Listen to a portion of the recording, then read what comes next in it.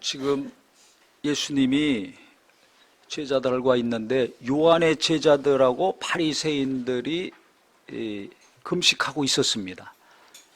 그 당시 정해놓고 이 바리새인들은 금식을 했습니다. 믿음이 있고 생활을 열심히 하는 사람은 일주일에 이틀을 금식을 했습니다. 특히 바리새인들은 꼬박꼬박 그것을 지켰습니다. 11조도 꼬박 철저히 하고 기도 시간 지켜서 기도도 하고 금식도 하고. 그런데 예수님하고 예수님 제자들은 지금 금식을 안 하고 먹고 있습니다.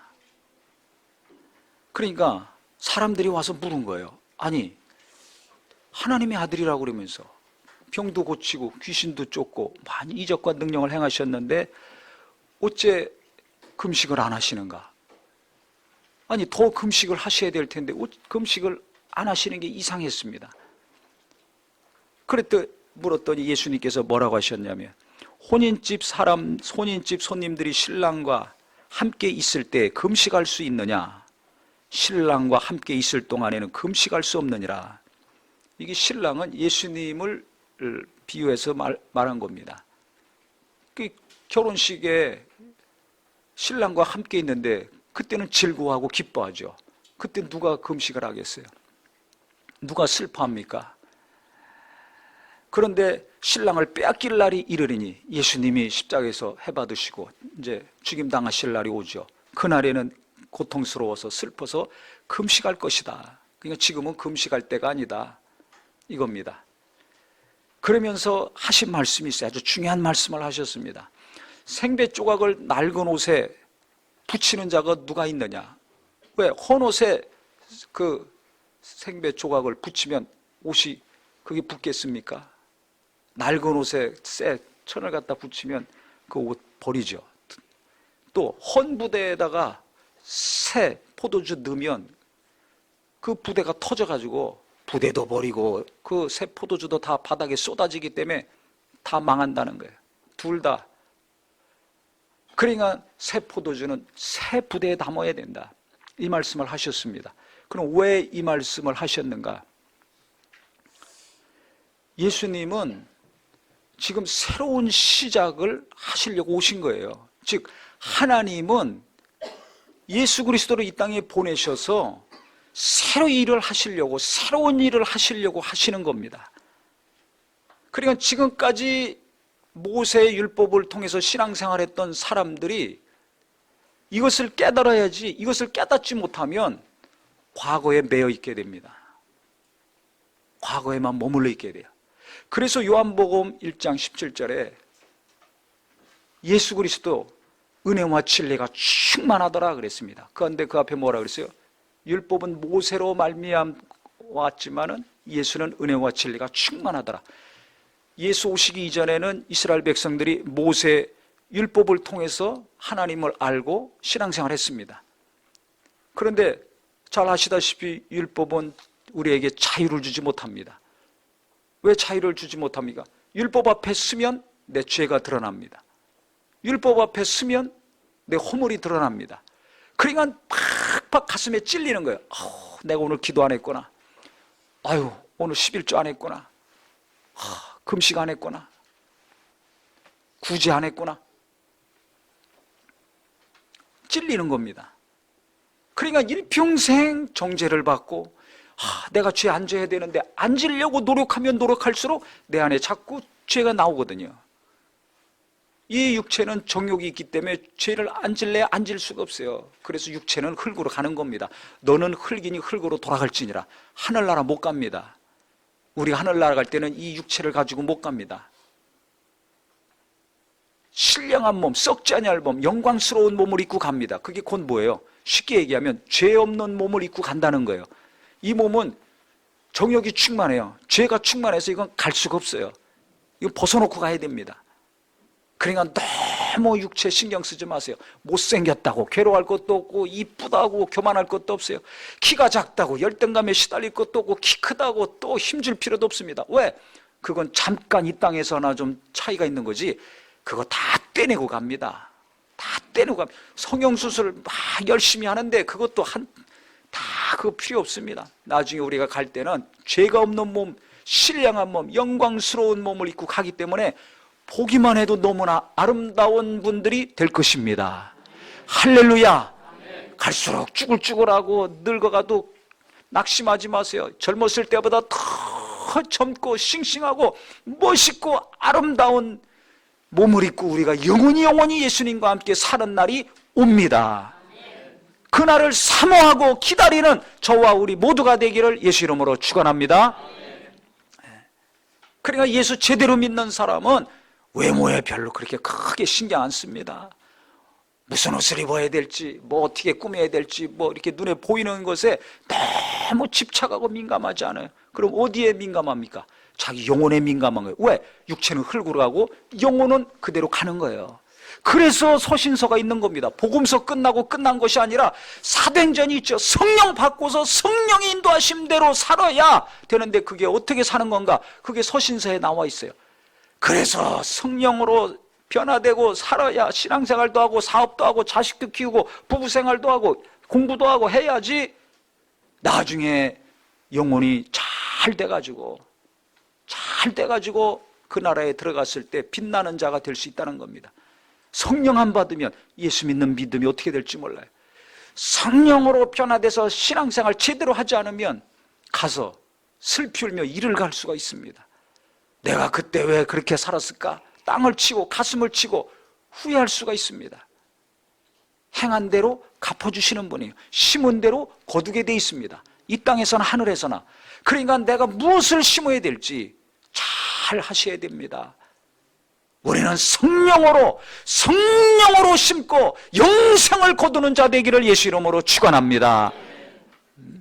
육신의 정욕을 따라 살아서 육신으로 심고 행하여서 썩어질 것, 멸망할 것 거두지 마시고 후회할 인생 살지 마시고 2019년, 18년, 17년 이미 다 떠나갔으니까 하나님이 새 날을 주시고 새 정말 이를 역사하시려고 할 때 우리의 심령이 먼저 새로워지는 기쁨이 필요합니다. 얼굴만 새롭고 머리 새롭게 하고 옷만 새로워질 게 아니라 인테리어하고 가구하고 집만 새롭게 할 것이 아니라 우리 영혼을 내 마음과 생각을 새롭게 해야 됩니다. 지금 예수님은 이거 말씀하시는 거예요.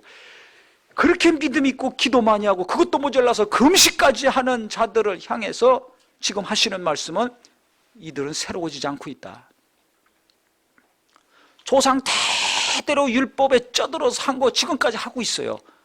근데 그거 예수님이 오심으로 이제 새로운 시작이 됐는데 율법에서 죄를 자꾸 드러나게 해서 괴롭고 정죄받고 어떻게 해야 이 죄에서 벗어나야 될까? 구세주가 오신다고 약속을 하셨는데 언제 오시나? 오셨거든요. 그런데 이들은 예수를 몰랐어요. 예수가 하나님의 아들이신지를 몰랐어요. 왜 몰랐는 줄 아세요? 너무 뼛속 깊이 율법에 쩌들어 있는 자들은 그 당시 예수를 환영하지 않았습니다. 율법의 골수 분자가 된 자들은 예수를 배척하고 결국 죽였습니다. 이게 무서운 거예요. 과거에 머물러 있으면, 전통에만 머물러 있으면 이 급변하는 시대에 적응하기 어렵고 살아가기 힘듭니다. 교회도 마찬가지고 개인도 마찬가지고 기업도 마찬가지예요. 과거에만 머물러 있으면 지금 내 현실 제대로 못 봅니다. 미래가 그 사람들은 두렵고 깜깜합니다. 지금 이들은 과거에 머물러 있어요. 모세에 머물러 있어요. 율법에 머물러 있어요. 거기서 자유를 주시고 평안을 주시고 희망을 주시고 소망을 주시고 놀라운 기쁨을 주시는 분이 오셨는데 모르고 있습니다.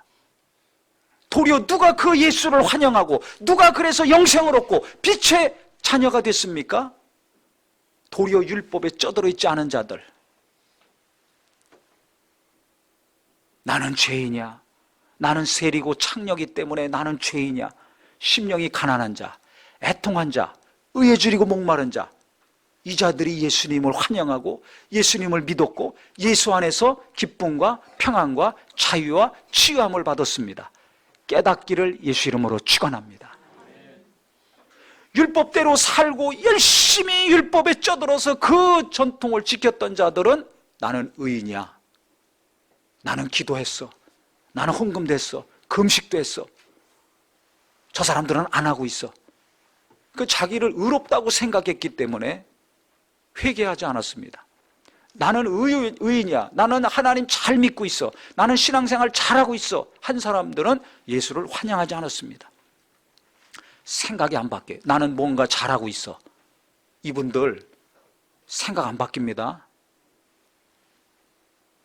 교회에서 누가 제일 어려움 주는 줄 아세요? 생각 안 바뀐 사람들. 부부간에도 제일 가족 간에도 계속 어려움과 고통을 주는 사람이 누군지 아세요? 생각이 안 바뀌는 사람들. 예배했으면, 기도했으면, 말씀 드렸으면 뭐가 바뀌어야 되는가? 생각이 바뀌어야 됩니다. 나는 죄인이야. 나는 기도도 못했어. 나는 정말 안 좋은 짓을 했어. 나는 직업도 너무 안 좋은 직업이야. 그래서 세리, 창기들이 천국에 너희들보다 먼저 갈 거라고 예수님 말씀하신 거예요. 그들은 자기들이 죄인임을 알아요. 기도도 못하고 금식도 못하고 안 하고 살아서 죄인인 걸 너무 잘 알아. 누가 뭐라고 안 해도 내가 죄인임을 너무나 잘 알아. 그러니까 나는 죄인입니다, 나오는 겁니다. 세리가 어떻게 됐습니까? 나는 이것도 못하고 저것도 못했습니다. 율법 다 지키지 못했습니다. 그러니까 나를 불쌍히 여기셔서 나는 죄인입니다. 구원받습니다. 높은 자리에서 나는 금식도 했고 기도도 했고 뭐 이것도 했고 저것도 했습니다. 난 저 세리와 같지 않습니다. 의롭다고 한 자는 구원받지 못했어요. 이 생각이 중요합니다. 그 생각 바꿔야 된다는 겁니다. 바리새인들 바꾸지 못했어요. 서기관들 바꾸지 못했어요. 율법사들 바꾸지 못했어요. 그걸 예수님이 오셨을 때 예수님께 은혜 받고 구원받고 고침받은 사람들은 가난한 자들, 심령이 가난하고 애통한 자들. 왜 심령이 가난하고 애통합니까? 실제 경제적으로 가난한 것도 있지만 죄 때문에 나는 죄인인데 이 죄에서 자유함을 얻고 싶은데 구원을 받고 싶은데 어떻게 해야 되는가? 난 저 사람들처럼 할 수도 없고 저 사람들처럼 말씀도 잘 모르고 어떻게 해야 되는가? 그러니까 같이 살면서 이 사람들은 더 열등감에 시달리고 더 신앙생활 제대로 못한다는 것 때문에 더 고통스럽고 괴로운 거예요. 그 자들이 예수님 잘 믿었습니다. 성령은 심령이 가난한 자, 겸손한 자, 애통한 자 역사하십니다. 우리도 보세요. 우리가 언제 예수 믿었습니까? 심령이 가난할 때 아닙니까? 언제 은혜가 임합니까? 겸손할 때 성령이 역사하셔서 하나님을 더 알고 말씀에도 은혜 받고 기도할 때도 감동이 되고 찬양할 때도 눈물이 흐르지 않습니까? 심령이 가난할 때예요. 그 성령은 겸손할 때 역사하십니다. 그래서 겸손한 자에게 하나님이 은혜를 베푸신다는 거예요. 성령으로 말미암지 않고는 하나님이 주신 은혜를 알 수가 없다고 했잖아요. 그러니까 우리가 은혜를 많이 받을 때는 가장 겸손할 때입니다. 가장 가난할 때입니다. 즉 일이 제일 안 될 때, 사업도 안 되고 공부도 안 되고 취직도 안 되고 내가 원하고 구하고 바랬던 것들이 다 안 되고 무너졌을 때, 마지막까지 갔을 때, 그때 하나님 만나고 그때 변화받고 거듭나고 한 간증들이 많죠. 그때 성령은 역사하시는 거예요. 내가 죽을 때 하나님의 역사가 일어납니다.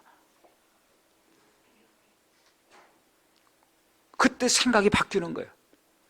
그러니까 이 사람들은 지금 이 바리새인들과 그 당시 신앙생활 열심히 하고 사회 지도층, 하나님을 잘 믿고 성경도 잘한다고 한 사람들은 어려서부터 조상대대로 해온 게 있잖아요. 그걸 열심히 했어요. 잘했어요. 그러니까 거기에 완전히 깊이 빠져 있고 쪄들어 있습니다. 그러니까 이걸 못 바꾸는 거예요. 우리가 기도하면, 아니야, 구세주라면 더 기도해야지.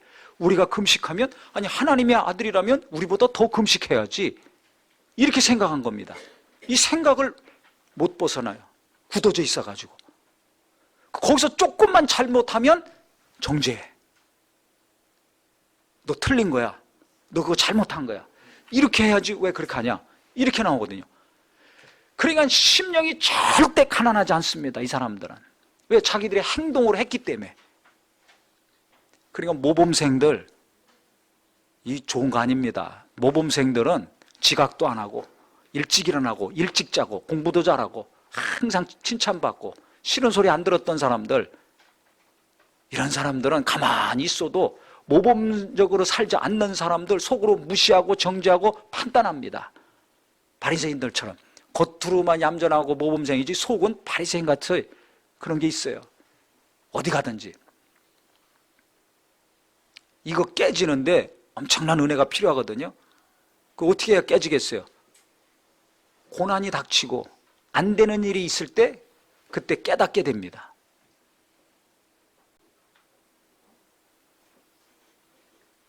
그러니까 예수님은 지금 너무 중요한 말씀을 하시니, 그 율법 가운데 두려워 떨었잖아. 내가 이제 두려움을 해결해 주러 왔어.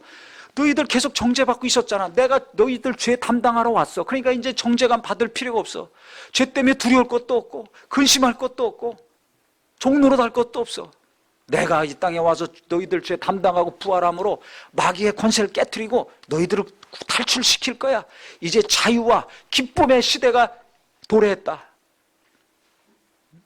그래서 수고하고 무거운 짐진 자들아 다 내게로 오라. 죄 때문에 두려워 떨고 괴로워하는 자들아 다 내게로 오라. 내가 너희들 죄 다 짊어지고 갈 테니까 너희들 이제 평안하라, 기뻐하라, 자유하라 그런 겁니다. 너희들이 이제 행위로 구원받고 거룩해지려고 했는데 이제 그걸로 안 된다는 거 알았잖아. 너희들이 아무리 열심히 노력하고 기도하고 금식해도 안 돼. 내가 다 해결해 줄게. 그러니까 이제 피곤하게 살지 말고 괴로워하지 말고 나를 믿어. 내 안에서 생명을 얻어라.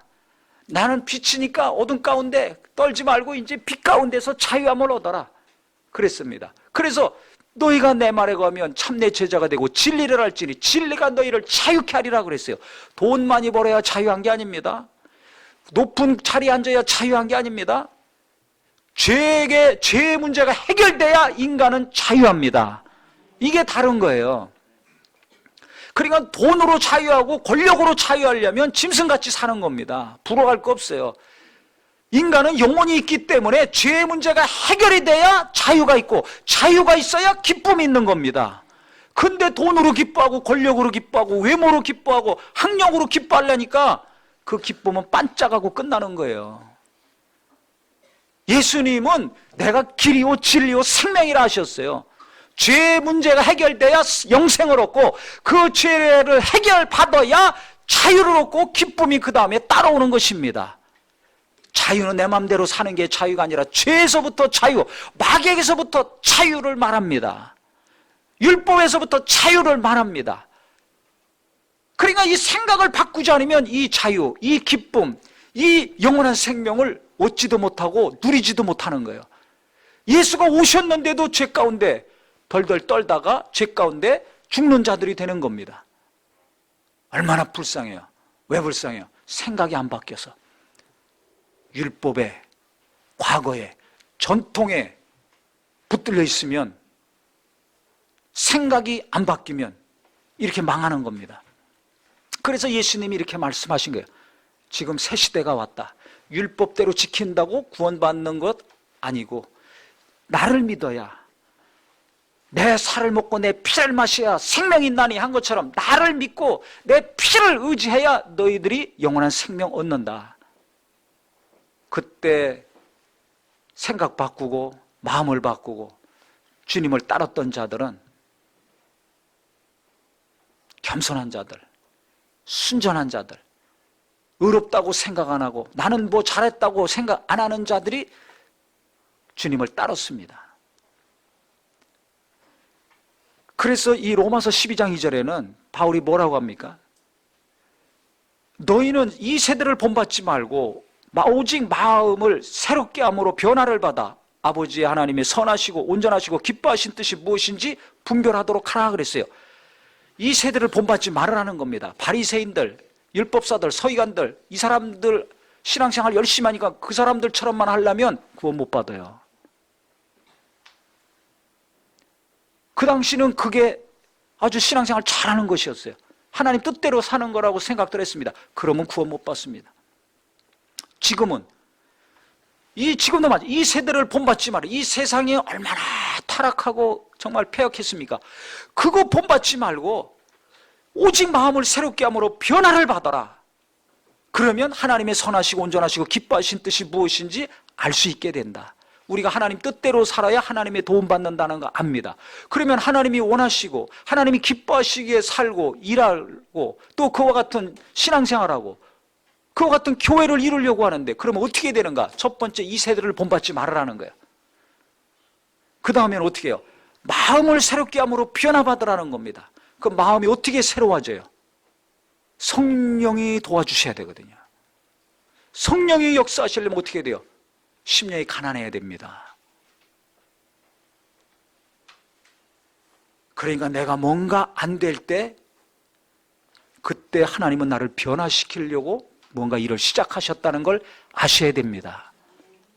이걸 깨달으셔야 돼요. 잘 나가는 사람만 보고 낙심하고 한숨 쉬지 마시고, 내가 뭔가 안 될 때, 막혔을 때 하나님은 내 생각, 굳어진 생각을 바꾸시려고 그 어려움을 내게 허락하셨다는 걸 깨달아야 됩니다.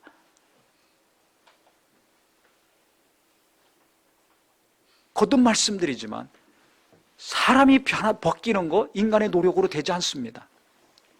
힘으로 되지 않습니다. 하나님이 손대셔야 됩니다. 성령이 감동하시고 깨닫게 하셔야 됩니다. 근데 성령은 우리의 심령이 가난할 때, 애통할 때, 의에 줄이고 목마를 때 하나님 뜻대로 살고 하나님이 원하시는 대로 일하고 하나님이 기뻐하시는 자가 되기를 원할 때 성령이 역사하시거든요. 근데 그 기도와 그 생각을 하면 할수록 뭐가 되느냐? 나는 낮아지는 자가 돼요. 내 욕심을 내려놓고 내 뜻을 내려놓고 내 감정을 자꾸 내려놓는 사람이 됩니다. 왜? 하나님 뜻대로 살려고 하니까 내 뜻을 내려놓을 수밖에 없어요. 하나님이 원하시는 일을 하려고 하니까 내가 원하는 것을 포기할 수밖에 없어요. 하나님이 기뻐하시는 일을 하려고 하니까 내가 기뻐하는 거 자꾸 포기할 수밖에 없게 됩니다. 그러니까 어떻게 돼요? 갈수록 낮아지고 또 낮아지고 낮아지고 낮아지고 낮아질수록 성령은 역사하시고 감동하시고 더 역사하시고 더 감동하시니까 하나님의 뜻이 무엇인지를 알게 되죠. 하나님이 원하시는 것이 무엇인지를 알게 됩니다. 하나님이 기뻐하시는 것이 무엇인지를 내 마음과 생각에서 확실히 알게 됩니다. 여러 가지 일로 말미암아 염려하고 생각이 많지만 오직 여호와의 뜻이 완전히 서리라고 잠언에 있는 것처럼 하나님의 뜻, 그분의 기뻐하시고 선하신 뜻이 내 안에 분명히 쓰는 것을 내가 알 수가 있습니다. 그랬을 때 그것에 따라서 순종하고 일할 때 소위 말해서 대박이 나는 거예요. 기쁨의 역사, 하나님이 영광 받으시는 역사, 복을 받는 역사가 그때 일어나는 것입니다. 형통이라는 단어가 무엇인지를 그때 눈으로 보고 손으로 만지게 되는 것입니다. 아멘? 그러니까 중요한 것은 우리가 무엇인가 막혔을 때, 안 됐을 때 낙심이 되고 괴롭고 고통이 따르지만 하나님께 계속 우리가 나간다면 그때 하나님이 생각을 바꿔주세요. 깨닫게 됩니다. 그 다음에 굳어졌던 마음이 깨달으니까 녹아지죠. 녹아지는 거예요. 그래서 에스겔서 36장 26절에 새 영을 너희에게 두고 새 마음을 너희에게 주되 굳은 마음이 떠나가고 육신에서 굳은 마음이 떠나가고 부드러운 마음을 줄 것이라 그랬어요. 하나님이 새 영을 주신다는 겁니다. 즉 성령을 주신다는 겁니다. 그래서 율법, 종의 영이라고 그러고 아들의 영, 자녀라고 그랬잖아요. 진리는 우리에게 자유를 줍니다. 진리 안에 거한 자, 예수 안에 거한 자는 성령이 역사하십니다. 그러니까 율법 안에 계속 머물러 있는 자는 종의 영을 받아서 계속 종노릇 하는 거예요. 억압받고 힘들고 괴롭고 자유가 없고 기쁨이 없고 평안이 없어요. 근데 성령으로 거듭나서 진리신 예수를 믿고 예수 안에서 죄에서 자유함을 얻은 자들은 죄가 해결됐으니까 기쁨이 넘칩니다. 우리가 성령 충만해 보세요. 기쁨이 있죠. 자유가 있습니다. 평안이 있습니다. 왜? 종의 영이 아니라 아들의 영을 받았으니까 그런 거예요. 그게 자유자고, 그래서 하나님을 아버지라 부르죠. 자기 아버지도 아버지라 부르기 어려운데 눈에 보이지도 않는 하나님을 아버지라 막 부르고 기도하고 아버지를 자꾸 찾습니다. 왜? 자유하니까. 그분이 내게 자유를 주셨으니까. 예수가 내게 자유를 주셨으니까 자꾸 예수 이름으로 뭔가 하려고 합니다. 이게 다른 거예요. 그러니까 굳었던 마음, 율법 안에서 굳었던 마음, 예수 안에서 성령으로 말미암아 부드러운 마음이 된다는 거예요.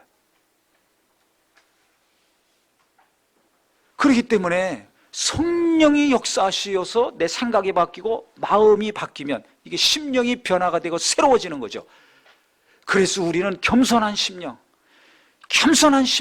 그때 성령이 역사하셔서 내 마음을 바꾸시고 생각을 바꾸신다, 이거를 잘 알아서 마음이 힘들고 괴로울 때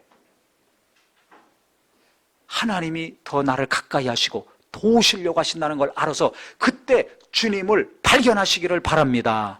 풍랑이 일어서 배가 위험해졌을 때 다 죽을 줄 알고 소리 질렀죠. 그때 예수님이 기도하시다 말고 제자들 구원하려고 물 위로 걸어가셨습니다.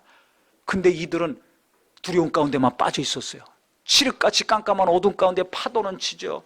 풍랑이 일어서 배가 다 뒤집어지려고 하니까 자기를 구원하려고 오시는 예수님을 보지 못했습니다. 유령인 줄 알고 더 두려워서 소리 질렀죠.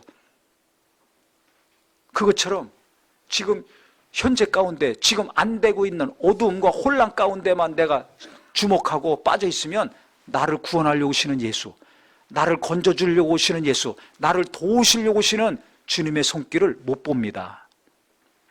지금 예수님이 오셨잖아요. 이 땅에 직접 오셨는데도 못 알아보잖아요. 그 똑같은 거예요. 과거에만 매여 있는 사람, 내 연약한 과거에만 묶여 있는 사람, 2019년 안 된 일에만 지금 매여 있는 사람, 어제 오늘 오기 이전에 안 좋은 일에 거기에만 매여 있는 분들은 현재를 잘 못 봅니다. 그러니까 미래가 안 보이는 거예요. 과거를 다 잊어먹으라는 것이 아닙니다. 역사를 공부해야 됩니다. 왜? 과거를 알아야 무슨 일을 잘하는가, 현재를 직시할 수 있어요. 현재를 정확하게 볼 수 있어요. 그래야 앞날이 보이는 겁니다. 그래서 역사 공부가 필요한 거예요. 이 성경이 뭡니까? 다 역사 아닙니까? 다 역사잖아요. 예수님의 역사, 이스라엘의 역사, 초대교회 역사, 다 역사입니다. 왜 그럼 이 성경을 계속 보고 읽고 가르치고 배워야 됩니까? 이것을 통해서 현재 나를 분명히 알고 교회를 분명히 알고 이 시대를 분명히 분별해야 어떻게 살아야 될지가 보이는 거예요. 교회도 어떻게 나가야 될지, 나라도 어떻게 해야 될지, 자식도 어떻게 키워야 될지가 이게 나오게 되는 겁니다. 그러니까 성경을 사모하고 읽어야 됩니다. 배워야 됩니다. 그래서 그 카렌다에 있는 거 그 장수만큼 날마다 집에서 부부간에, 부모 자식간에, 가족들끼리 읽고 성도들끼리, 가족들끼리 은혜 받은 거 나누는 올 한 해가 되기를 바랍니다. 네. 근데 이 예수님 당시에 바리새인들과 사회 지도층들은 과거에만 묶여 있어요. 모세에만 묶여 있어요. 율법에만 묶여 있어요. 그러니까 진리를 발견하지 못해요. 금은보화가 왔는데 금은보화를 발견하지 못하는 거예요. 그래서 예수님이 말씀하셨잖아요. 어떤 사람이 땅에 금은보화가 있는 걸 알았으면 자기 자산 다 팔아서 그 땅을 산다. 그리고 얼마나 좋아하겠어요. 근데 그걸 모르면 못 사는 거예요. 그러니까 예수 그리스도를 믿고 영원한 생명을 얻은 자, 천국 간다는 걸 아는 자는 금은보화를 발견한 것과 똑같다는 것입니다. 그 금은보화 복음 아닙니까? 예수 그리스도 아닙니까? 예수 믿는 믿음 아닙니까? 근데 예수님이 오셨는데 금은보화가 오셨는데 그거 모르는 거예요. 답답하죠.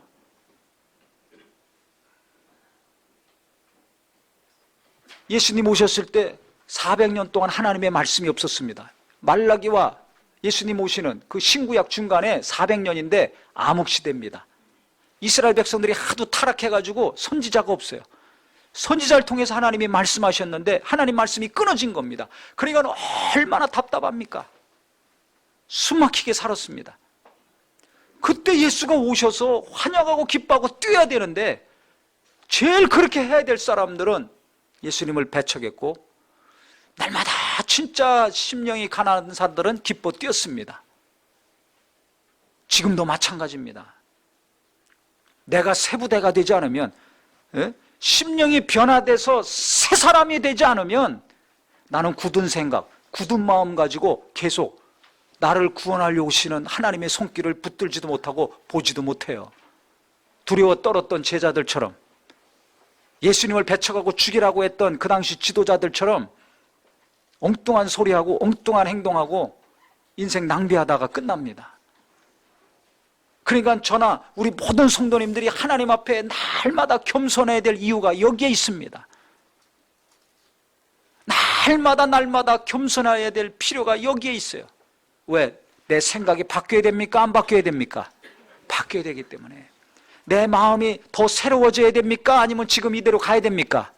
새로워져야 되잖아요. 언제까지 부부간에 맨날 툭탁거릴 겁니까? 은혜 받고 깨닫고 회개해도 집에 가면 또 툭탁거리잖아요. 그러니 얼마나 새로워져야 돼요. 날마다 새로워져야 돼요. 어떻게 새로워져야 돼요? 생각이 바뀌어야 되는데 어떻게 생각이 바뀌어? 성령이 감동하시고 깨닫게 하셔야 우리가 바뀌죠. 그러려면 어떻게 해야 돼요? 심령이 겸손해야 되거든요. 어떻게 겸손해? 고난이 닥쳐야 겸손해진다니까요. 그러니까 무언가 잘하려고 하지 마세요.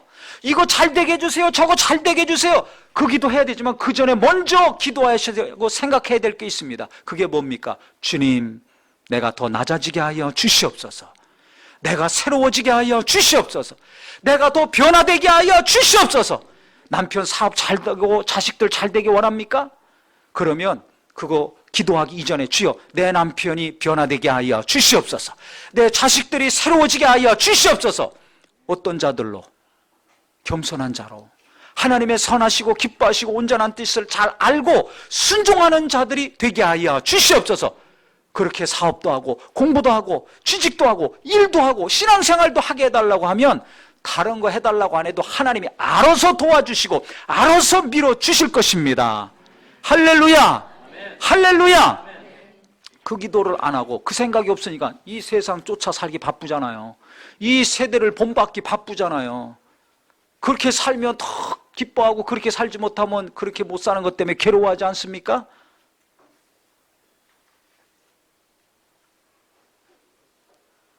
그러니 하나님이 오셨는데 하나님이 나를 온전케 하시려고 놀라운 것을 주시려고 고난을 허락하셨는데 이게 금덩이 은덩이로 보이질 않는 거예요. 왜 내게 이런 고난이 닥쳐? 도리어 시험 들어. 하나님의 손을 그때 딱 붙들고 어둠에서 딱 좀 뻗어야 될 그 놀라운 찬스를 놓치고 더 침눈에 빠져들어가게 됩니다. 얼마나 안타깝습니까? 영적인 귀가 열리고 눈이 떠져야 됩니다. 육적인 것만 보고 빨리빨리 계산하지 마시고 영적으로도 잘 생각을 하셔야 됩니다. 우리가 어려움을 겪을 때는 분명한 이유가 있습니다. 공중에 나는 새도 하나님 허락 없이는 떨어지지 않는다 그랬어요. 우리 머리털까지 다 세셨다 그랬어요. 나도 머리털이 몇 개인지 모르고 나를 그렇게 사랑하는 내 아내, 내 남편, 내 부모도 머리털이 몇 개인지 몰라요. 근데 하나님은 하신다는 거예요. 그분이 나를 사랑 안 하시는 게 아닙니다. 사랑하시기 때문에 우리가 더 온전케 되고 변화되고 새로워지기를 원하시기 때문에 그래서 영광 가운데 주님 만나기를 원하시기 때문에 크고 작은 어려움을 허락해 주시는 것입니다. 그러니까 그 고난이 닥쳤을 때 깨닫는 사람이 겸손한 사람, 성령이 감동하시니까 깨닫고 깨달으니까 어떻게 돼요? 아, 하나님이 나를 변화시키고 하나님이 나를 온전케 하시려고 손대셨다는 걸 알고 그 손을 딱 잡는 겁니다. 주님과 함께하는 자가 되는 겁니다. 그러니까 어려움이 있을 때 주님과 함께 더 관계가 깊어지고 더 믿음이 깊어지고 그래서 주님이 위로하시고 깨닫게 하시니까 평안이 임하고 그래서 그 손을 붙들고 하나님과 함께 올라가는 사람이 있고 누구는 하나님의 손길이 임했는데 도리어 등 돌려 손 뿌리치고 등 돌리고 자기 갈 길 가는 거예요. 그럼 붙들리질 못해요. 말씀을 들어서 말씀을 통해서 위경에서 건진받아야 되는데 도리어 말씀 앞에서 상처받고 시험 들어. 왜 그래요? 그 손을 등 돌리고 배척했어요. 주님이 도우시려고 하시는데 온전케 하시려는데 그거 생각이 안 바뀌어요. 마음이 굳어져 가지고 성령의 역사가 없어요. 그러니까 우리는 지금 이 교만한 사람들, 예수님 당시 이 교만한 사람들 특징 우리가 너무 잘 알잖아요. 이거는 내가 배우지 말아야 되겠다. 또 그 당시 예수님이 함께 하시고 은혜도 받고 고침도 받고 기뻐하면서 같이 했던 사람들 특징이 있습니다. 그게 누굽니까? 이름도 없고 빚도 없고 사회적인 지위도 없고 경제적인 부위도 없지만 심령이 순수한 자들, 심령이 겸손한 자들이었어요. 그러니까 자기들이 죄인임을 그냥 누가 뭐라고 안 해도 알아요. 그러니까 자기 발로 예수님께 간 거예요. 그러니까 은혜 받고 기쁨이 넘치고 자유를 누리고 기쁨으로 살았어요. 행복하게 살았습니다. 그러니까 뭐 열심히 막 잘하겠다고 아둥바둥거리고 막 하는데 그러다 보면 율법으로 쑥, 진리로 시작했다 율법으로 쑥 들어갈 수 있습니다. 기쁘고 할렐루야 그랬다가 갑자기 또 그냥 확 두려워 떨고 슬퍼하고 평안을 잃어버릴 수가 있습니다. 왜 그래요? 갑자기 내가 살아나가지고 내가 뭘 하려고 하지 않습니까? 아, 내가 금식하는데 왜 안 해? 이러니까 예수 못 믿은 거예요. 아, 내가 열심히 했는데 왜 열심히 안 해? 그러니까 교만해지고 높아지고 정죄하고. 그러니까 성령의 역사가 없죠. 그러니까 깨닫지 못해요. 이런 사람들이 이제 나중에 시간이 가면 이런 식으로 했는데 왜 이렇게 하냐? 이렇게 해야지 너는 왜 안 하냐? 자식 앞에서 자식 맨날 잔소리하고 정죄하고 교회 오면 또 잔소리하고 정죄하고 그것이 목사를 향하건 집사를 향하건 젊은이들을 향하건 그러니까 젊은 사람들이 싫어하는 거예요. 교인들이 싫어하는 거예요. 가족들이 싫어하는 거예요. 왜? 나도 모르는 사이에 내가 꼰대가 됐기 때문에. 영적인 꼰대가 없었기를 예수 이름으로 축원합니다. 꼰대가 이게 문제예요. 그러니까 지금 율법에 빠져있던 자들, 예수를 거부했던 자들은 자기들은 신앙생활 잘한다고 하면서 그것만 주장하는 거예요. 지금까지 해온 거. 이게 쉽게 비유를 들면 이 꼰대예요. 꼰대짓 하니까 이게 안 되는 거예요. 저도요, 저희 자녀들이 20대 이제 후반이지 않습니까? 얘기하다 보면, 저도 답답하고 얘들도 답답해요. 뭐가 소통이 안 돼. 예? 안 돼. 그럼 어떻게 해요? 제가 살아왔던 거, 제가 젊었을 때, 그때만 얘기한다고 됩니까? 지금 시대가 바뀌었는데. 안 맞아요. 자꾸 바꿔야 됩니다. 예수님 말씀, 예수님 빼놓고는 자꾸 바꿔야 됩니다. 진리는 예수님이니까, 진리는 하나님의 말씀이니까, 그거 빼놓고는 바꿔야 됩니다. 근데 내가 경험한 거, 내가 체험한 거, 내가 배운 거, 그거 수십 년 동안 들어온 거 안 바꾸고 살잖아요. 이걸 바꾸려고 노력을 무시무시하게 해야 되는 이걸 안 바꾸면 나도 모르는 사이에 꼰대가 된 겁니다. 거부하는 자가 되는 거예요. 가족이 날 거부해. 왜 애들이 나랑 얘기 안 하지? 내가 바뀌지 않아가지고. 왜 아내가 계속 나보고 잔소리하지? 내가 안 바뀌어서. 왜 남편이 나를 만족을 못하지? 내가 안 바뀌어서. 왜 이 집사님하고 내가 평안하지 않지? 내가 안 바뀌어가지고. 요새 왜 은혜가 없지? 뭔가 내게 안 바뀐 게 있는 거예요. 빨리 깨달으셔야 됩니다. 새술은 새 부대에 담아야 된다고 그랬어요.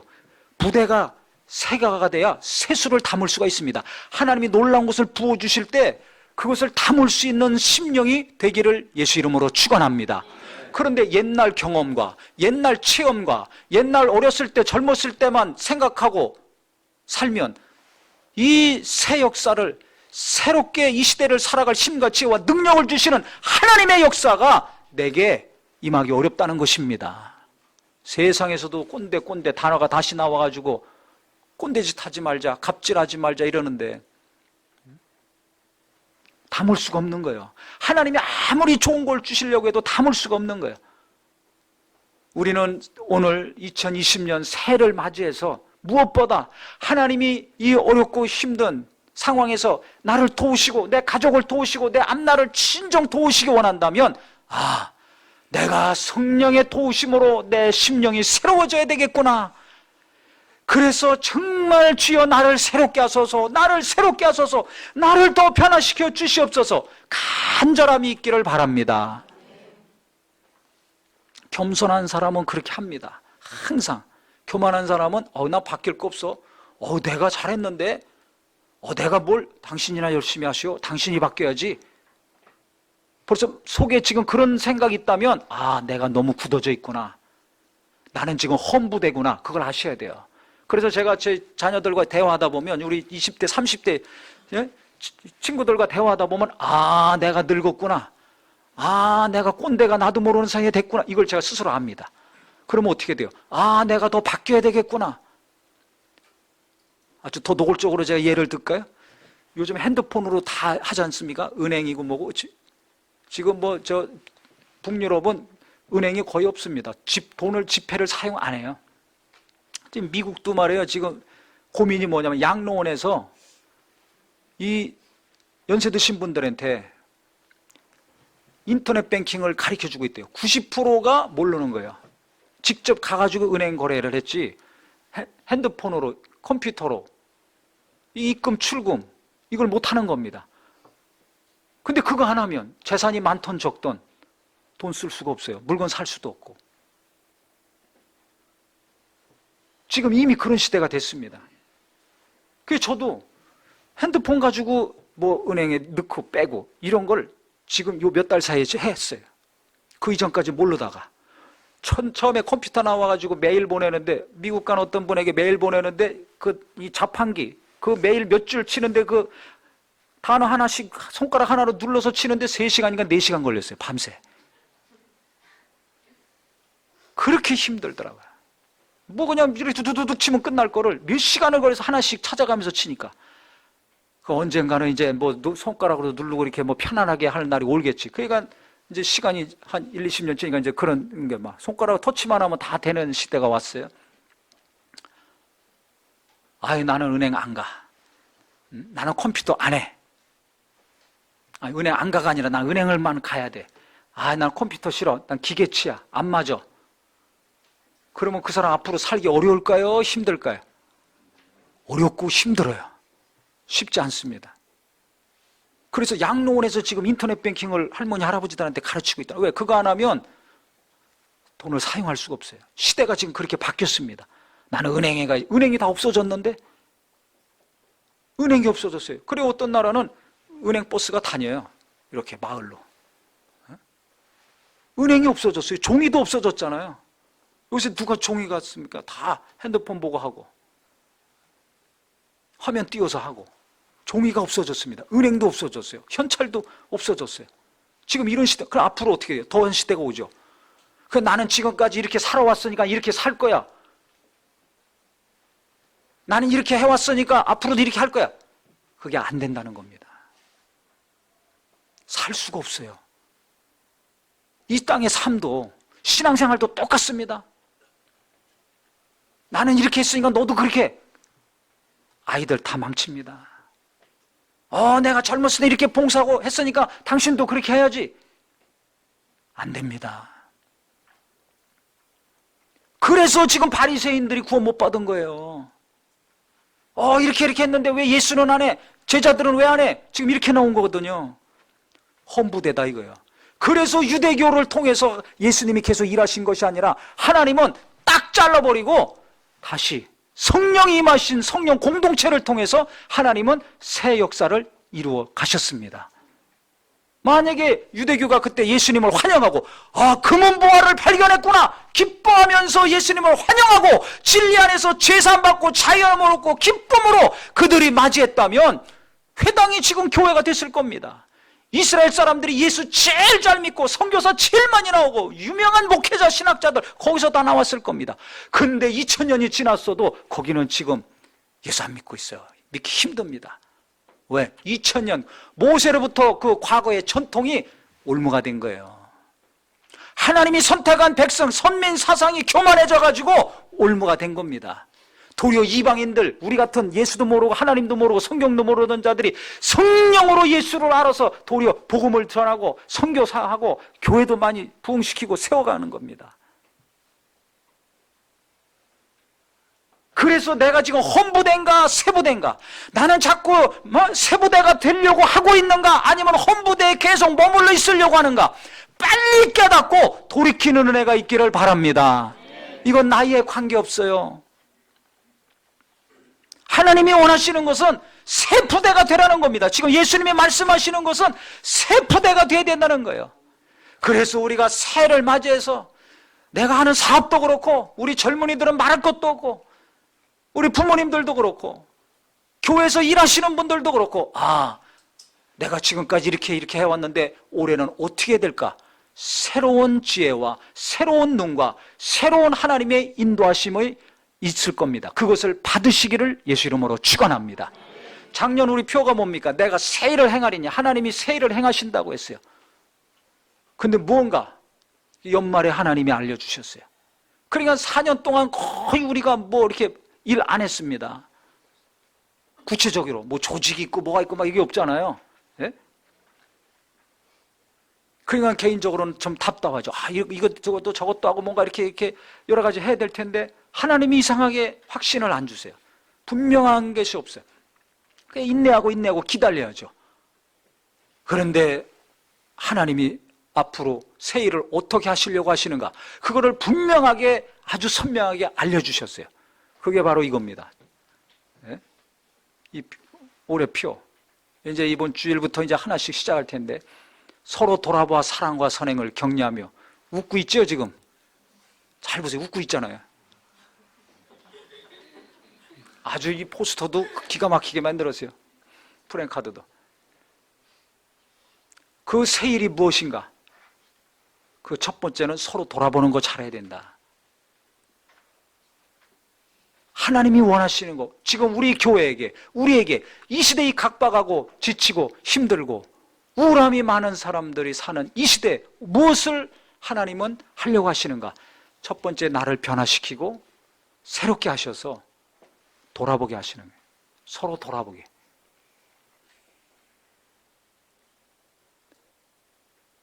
근데 혼부대로 계속 살려고 하는 분은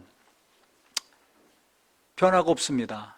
변화가 없으니까 하나님의 선하시고 기뻐하시고 온전하신 뜻이 무엇인지도 모르니까 자기 생각대로, 자기 원하는 대로, 자기 정욕대로 살 수밖에 없고, 이 세상을 본받으려고 계속 열심을 낼 수밖에 없고, 그러면 어떻게 돼요? 굳어진 마음이, 부드러운 마음이 되게 어렵습니다. 세상이 갈수록 각박하고 혼란하잖아요. 그러니까 우리 마음도 갈수록 굳어지고 힘들지 않습니까? 이것이 성령이 감동하셔야지, 하나님이 은혜를 주셔야지 이게 풀어지는데, 성령이 감동하시고 도우시려고 역사하시는데 그거를 붙들지 아니하고 등을 돌리니 이게 어떻게 되겠어요? 헌부대와 세부대는 무엇을 보면 알 수 있느냐? 생각이 바뀌느냐 안 바뀌느냐, 이걸 보면 알 수 있어요. 계속 세상만 바뀐다고 그거 쫓아가려고 하지 마시고, 내가 하나님의 은혜 가운데 생각이 자꾸 바뀌는 은혜, 이게 너무나 필요한 시대입니다. 그래서 자식도 어떻게 키워야 되는가? 어떻게 공부시켜야 되는가? 나는 이렇게 해왔으니까 너도 그렇게 해라. 그러면 안 된다니까요.